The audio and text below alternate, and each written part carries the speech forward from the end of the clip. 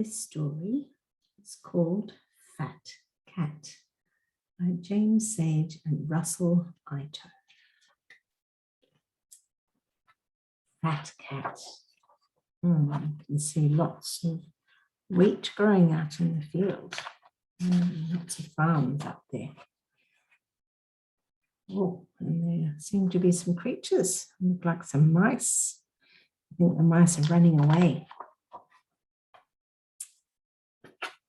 So, Farmer Big lived next door to Farmer Bluster, who lived next door to Farmer Smarts, and they each thought their cornfield was the best.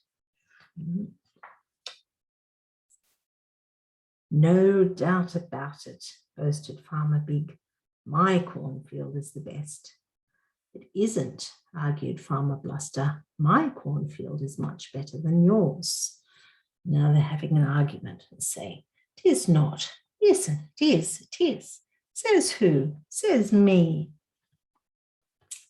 Now, Farmer Smarts knew that his cornfield was really much better than either of his neighbours, but he was much too modest to say so. He's saying it's ginger peachy, really. And you can see one day, much to the dismay of all three farmers, they discovered that mice had been eating the young corn. You can see them all. Very hungry mice, and I know we've got lots of mice in the country, haven't we? Jumping Jehoshaphat, groaned Farmer Big. Would you believe it? Moaned Farmer Bluster. Dear, oh dear, mumbled Farmer Smarts. Oh no, we need to do something to look after all that corn, don't we?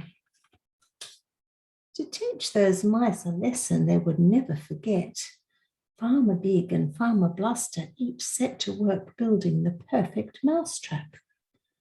All it takes is a little brains. He's building a mousetrap. You can see all some nails. He's got a broom and lots of things. He's trying to put some corn there. I'll have mine finished in 2 hoops and a holler. And they hammered and twisted and pushed and pounded away all day and most of the night and part of the next day too. They're very busy, aren't they? And put those mouse traps together. By jingo, those mice will soon learn who's boss around here, bragged Farmer Big. With my invention, they don't stand a chance, gloated Farmer Bluster.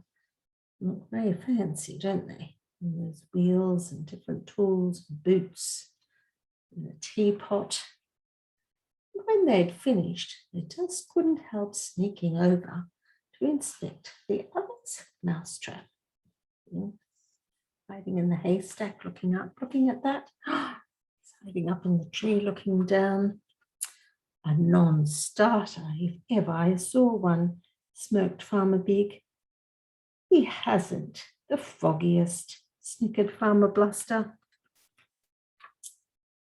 But there was a teensy-weensy problem that neither had considered.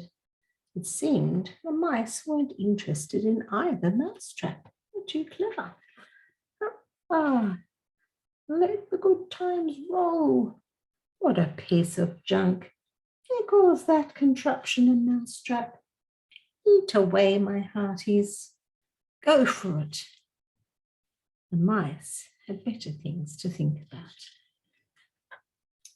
While the mice stuffed themselves, the cornfield of Farmer Smarts remained strangely untouched. It's time we got to the bottom of this and maybe mosey over for a little look-see, which is what they did. See them going across, trying to be camouflaged, trying to hide, spying up in the tree, and afloat on balloons. Oh, wow. And it wasn't long before they discovered the real reason behind Farmer Smart's brilliant success at getting rid of the mice. What a fat cat. Get out while the going's good. Phooey, a cat with attitude. Cripes. Time to fade. Goodbye. Toodaloo. And the mice all running for it, aren't they? And going, no, that's too scary. And Farmer Big looked at Farmer Bluster. Farmer Bluster looked at Farmer Big. And they decided there and then to pinch Farmer Smart's highly efficient mouse catcher so that our fields are mouseless too. He's looking disguised as a mouse. He's got mouse ears on, hasn't he? And got the net. Mice are just looking at it.